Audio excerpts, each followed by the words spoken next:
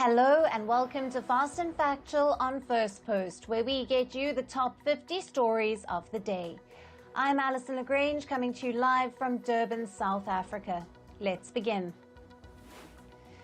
Beginning with the latest updates from Israel-Hamas war in Gaza. The Israeli army has announced a daily tactical pause in the war-torn strip to facilitate aid delivery. The 11-hour pause allows movement of trucks carrying humanitarian assistance. However, Israeli Prime Minister Benjamin Netanyahu is reportedly unhappy with the pause. The country's far-right minister Itamar Ben-Gvir also denounced the idea. Yemen's Houthis have claimed attack on an American destroyer and 2 civilian ships in the Red Sea and the Arabian Sea. The Houthi spokesman said that they fired ballistic missiles at the U.S. warship and targeted 2 other vessels with naval missiles and drones. The Houthis said that the attacks were in response to the ships violating their ban on entry to Israeli ports. Lebanon's Hezbollah has claimed an attack on an Israeli military post in the country's north. The group released a video purportedly showing a drone attack on the post. Hezbollah states that the video was filmed on the 10th of June. And as Hezbollah continues attacking Israel, the Israeli military has warned of possible wider escalation amid growing border tension with neighboring Lebanon. The Israeli military said that it will take the necessary measures to protect civilians until security along the border with Lebanon is restored. The warning comes over 8 months of near daily clashes between Hezbollah and the Israeli forces. According to the police, a terrorist has been killed in an encounter in Kashmir's Bandipora district. The gunfight erupted as security forces cordoned off the area after hearing gunshots in a village. The encounter came hours after Indian Home Minister Amit Shah chaired a high-level meeting yesterday in Delhi on Jammu and Kashmir's security situation, asking top officials to deliver a strong response to terrorism. In India's eastern state of West Bengal, a passenger train collided with a goods train this morning, killing at least 8 people and injuring at least 60 others. The Kanchenjunga Express train was traveling from Silchar to Sealdah when it was hit from behind, causing coaches to derail. Tesla CEO Elon Musk sparked a major row after calling for eliminating electronic voting machines, or EVMs. Musk said that the risk of EVMs being hacked is too high. The remarks fetched sharp response from India's Bharatiya Janata Party leaders, who challenged him to find issues with Indian EVMs. However, opposition Congress Party leader Rahul Gandhi backed Musk, leading to a massive political slugfest.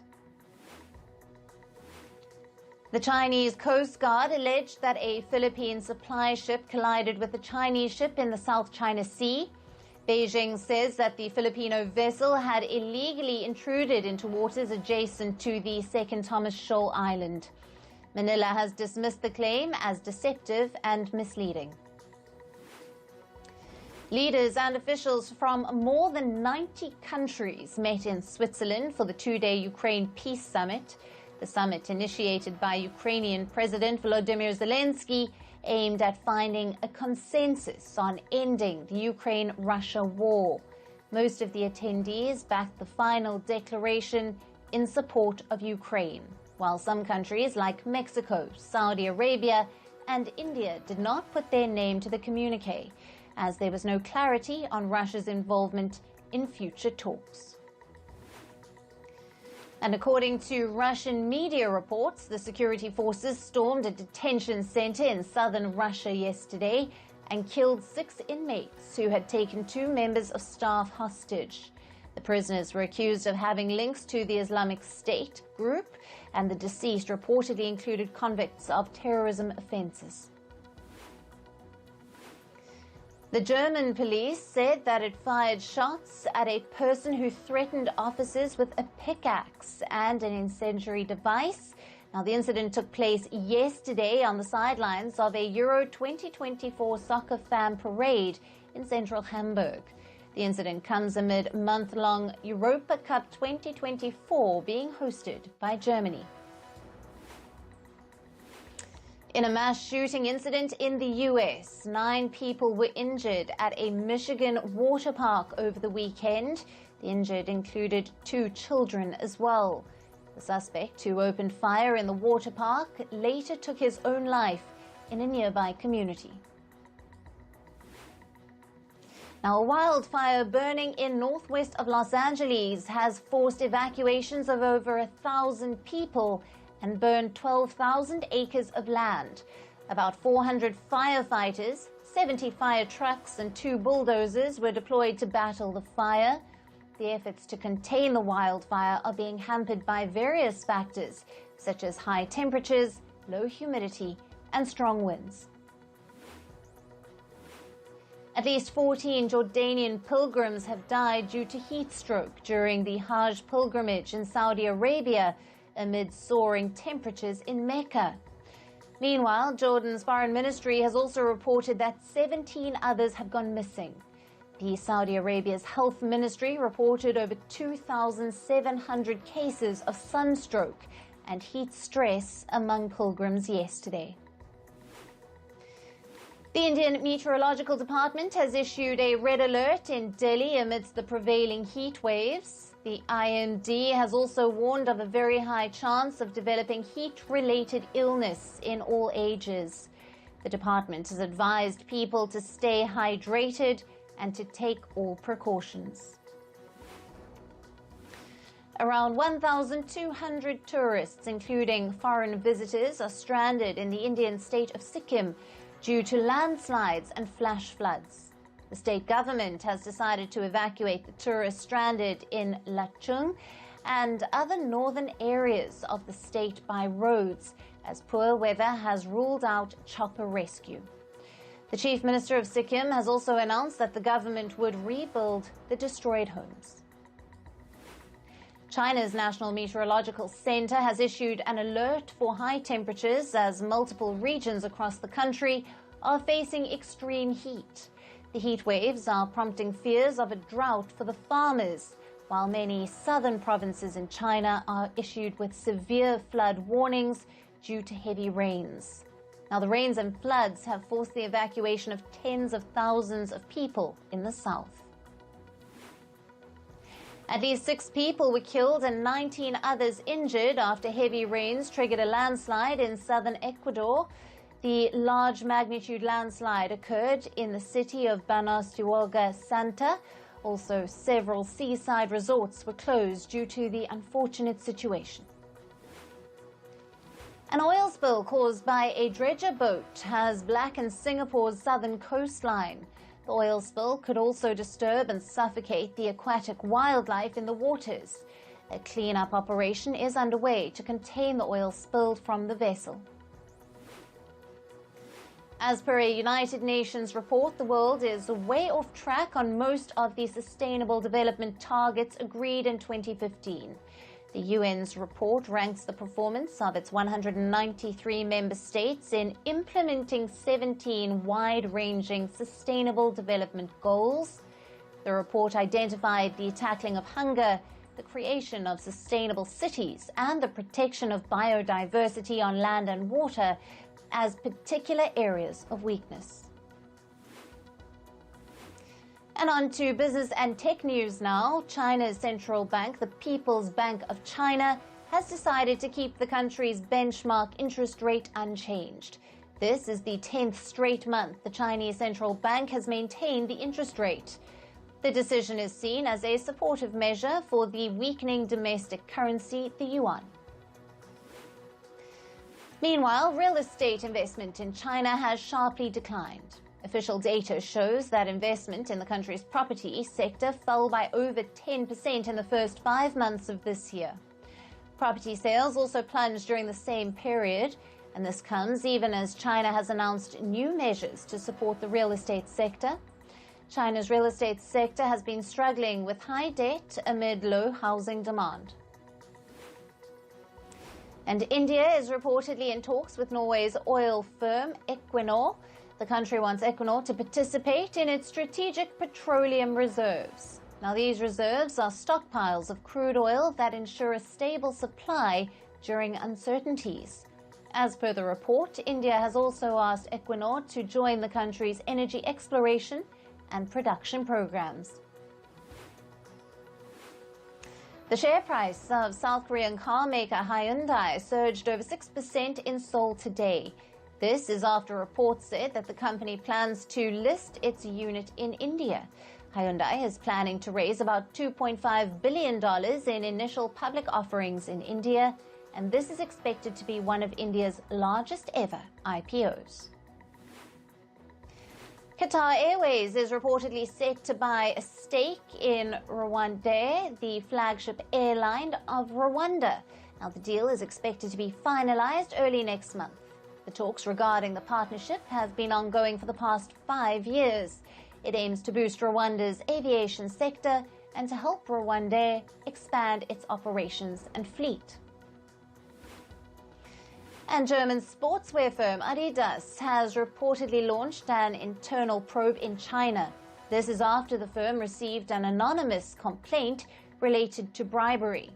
Senior staff of the Adidas in China have been accused of taking millions of dollars in bribes from some external service providers, and these service providers were later commissioned by Adidas.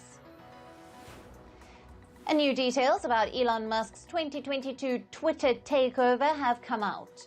A report claims that Musk asked employees to justify their jobs before firing over 80% of the workforce.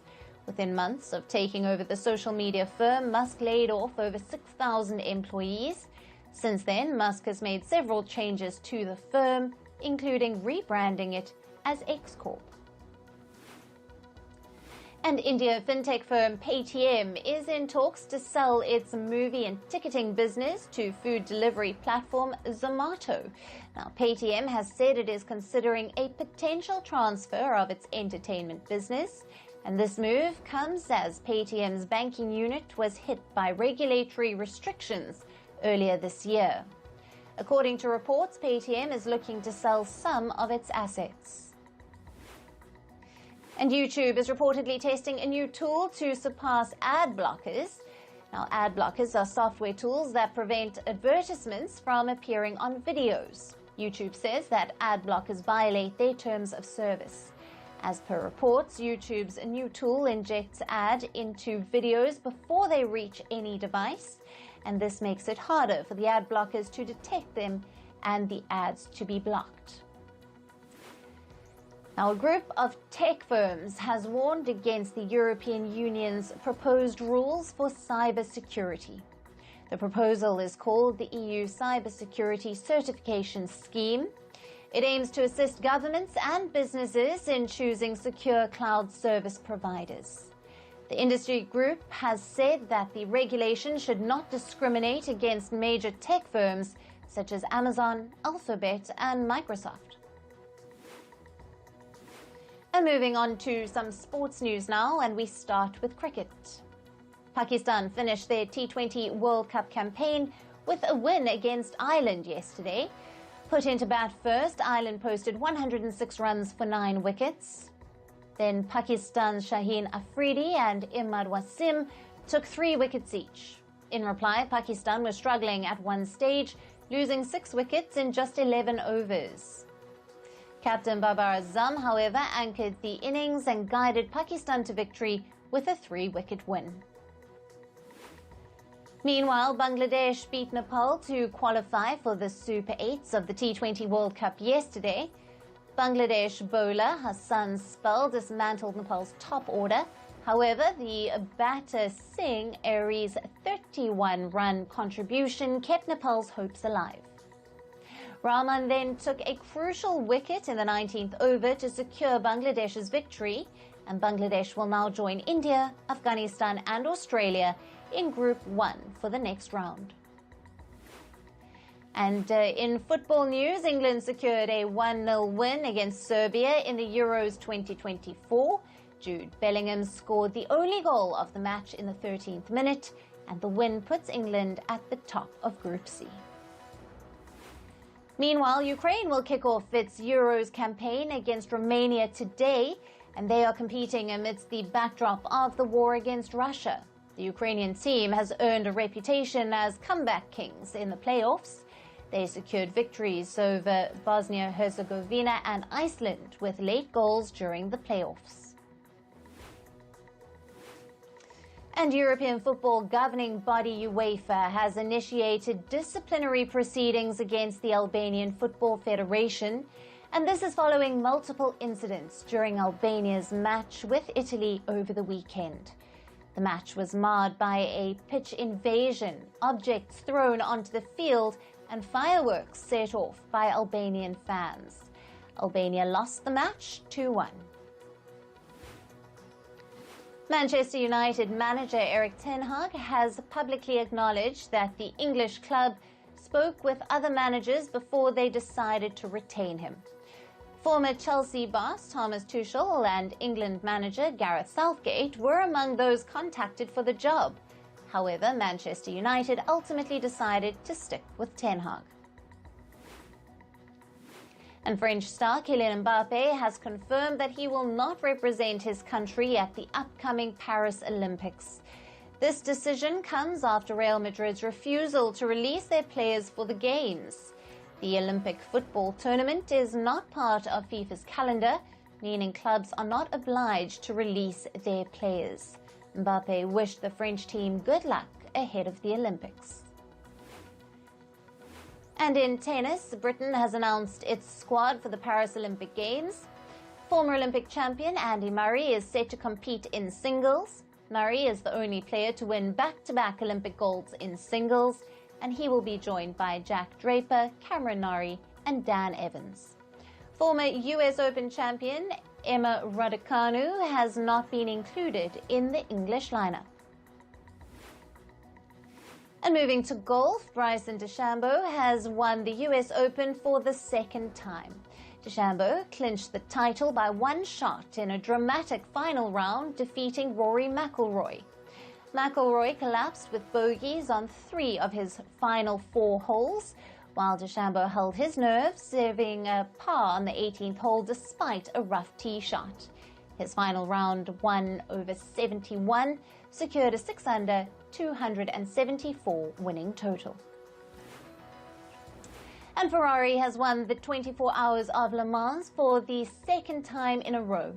Ferrari cars were driven by Antonio Fuccio, Miguel Molina and Nicolas Nielsen, and this marked the first victory at Le Mans for all 3 drivers. They finished just 14 seconds ahead of the second-place Toyota. And on to some entertainment news. New York witnessed a star-studded night with the 77th Tony Awards event hosted in the city. The Outsiders, a musical based on S.E. Hinton's novel, won the coveted award for the Best Musical, while its director, Danya Taymor, made history, becoming the first woman to win a Tony Award for directing a musical. The Stereophonic, the play about a Fleetwood Mac-like band, won the award for Best New Play. The award show was hosted by Oscar-winning actor Ariana DeBose for the 3rd year in a row, and she opened the show with a dance number. Other performances included the celebrated cast such as Stereophonic and Meryl We Roll Along. And singers like Alicia Keys and Jay-Z made an appearance during the Hell's Kitchen performance, and musical numbers featured the casts of Cabaret, Illinois, Stuffs, and The Outsiders, among others. Princess of Wales Kate Middleton made her first public appearance over the weekend after her cancer diagnosis. Kate attended the Trooping with Colour event along with her 3 children. The annual military parade marks the official birthday of British monarch King Charles. She also joined King Charles, Queen Camilla, and the other senior royals on the palace balcony. American rapper Sean Diddy Combs has returned his symbolic key to New York City. He was asked to return the key after a video showing him physically assaulting his then-girlfriend Cassie Ventura in 2016 surfaced. New York Mayor Eric Adams said a committee recommended nullifying and rescinding the rapper's key. Actor Jennifer Lopez has put out a Father's Day post for Ben Affleck. The Atlas star's Instagram story post had a black and white photo of Affleck with a caption that read, "Our hero, Happy Father's Day," along with a white heart emoji. The post follows reports of marital tensions between the two. Actors Nick Jonas and Adrienne Warren will team up for Jason Robert Brown's first ever Broadway production, The Last 5 Years. The musical on flowering and dissolution of a romantic relationship was first produced at Chicago's Northlight Theatre in 2001. It later inspired a 2014 film with Anna Kendrick and Jeremy Jordan. And filmmaker Martin Scorsese is set to shoot a documentary in Sicily about ancient shipwrecks in the Mediterranean Sea. The shoot will bring the Oscar-winning director back to his roots, stemming from a small town of Polisi Generosa. This is where his paternal grandparents were born, and the untitled project is based on research by U.S. archaeologist Lisa Briggs, who is a professor and researcher at Cranfield University in England. The trailer for The Fabulous Four, starring Bette Midler, Cheryl Lee Ralph, Megan McCallie, and Susan Sarandon, is out. Now, the comedy film is about a group of lifelong friends who travel to Key West to be bridesmaids in the surprise wedding of their best college girlfriend. The film is set to release in theaters on the 26th of July. House of the Dragon Season 2 has kicked off with new opening credits. The June 16th premiere episode of the Game of Thrones prequel series started with a new set of opening credits, surprising many fans, as the original HBO series opening credits remain mostly consistent throughout its 8 seasons. Disney and Pixar's expressive animated sequel, Inside Out 2, has earned a mighty $155 million in its first weekend of release. The film overtook Dune Part 2 that earned over $82 million. It is also the first movie to debut above $100 million since last July's Barbie that earned $162 million on its first weekend. And that's it on today's episode of Fast and Factual. Thank you for watching. Stay tuned to Firstpost.